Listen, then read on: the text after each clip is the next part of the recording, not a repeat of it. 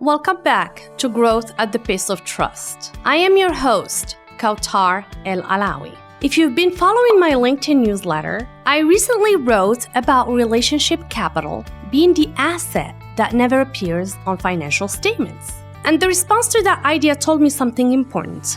We talk about revenue constantly, but we rarely talk about what makes revenue sustainable. So today, I want to slow this down and unpack what relationship capital really is, why it matters, and how you actually build it intentionally. Because this is not soft, this is strategic architecture.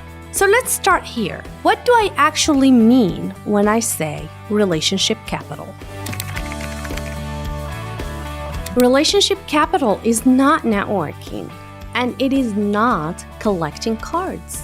It's not sending random check-ins, and it's not liking posts strategically, hoping that someone notices. Relationship capital is accumulated trust over time. It is credibility stored in other people's minds.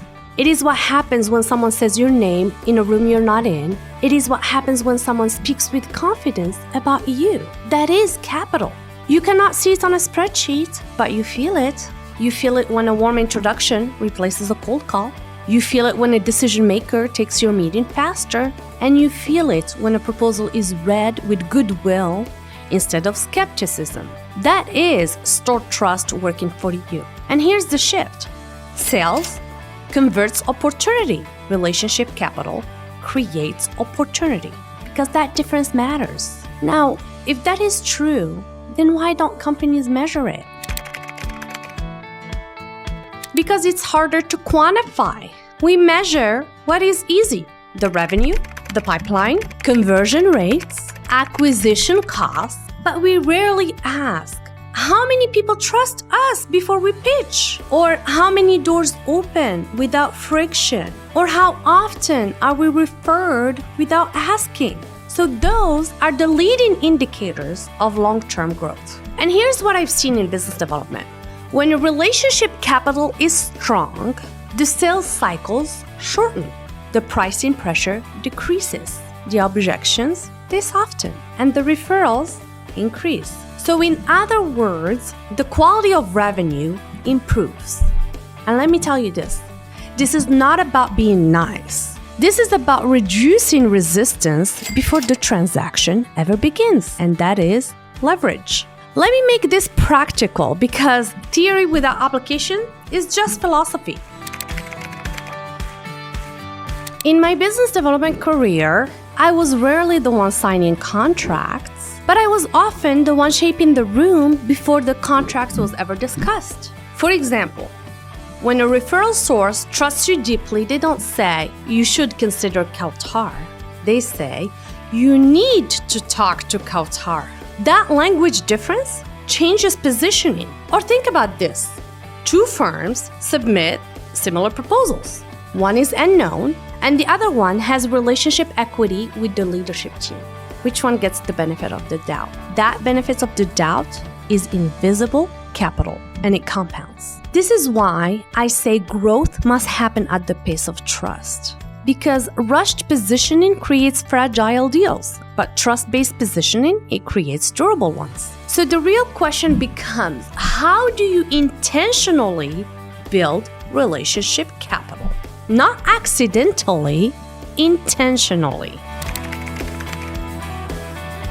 Let me give you a simple three-part lens. Number one, consistency. Relationship capital is built through repeated exposure to integrity, not intensity, consistency. What does that mean? Show up, deliver, follow through, repeat. Number two, relevance. Do not just stay visible, stay valuable. Share insights, make introductions, connect the dots, add perspective. When you become useful before you are needed, trust accelerates. And number three, reputation management. Why? Because your reputation is the container for your relationship capital. Every interaction is either going to deposit or withdraws. Every email, every meeting, every introduction, ask yourself, Am I building equity right now or spending it? That awareness alone changes behavior. And here's the executive level takeaway. If you are building toward leadership, toward founder level, toward executive roles, you must think beyond quarterly targets. Ask yourself, who speaks my name in rooms I'm not in? Who trusts me enough to refer me without hesitation?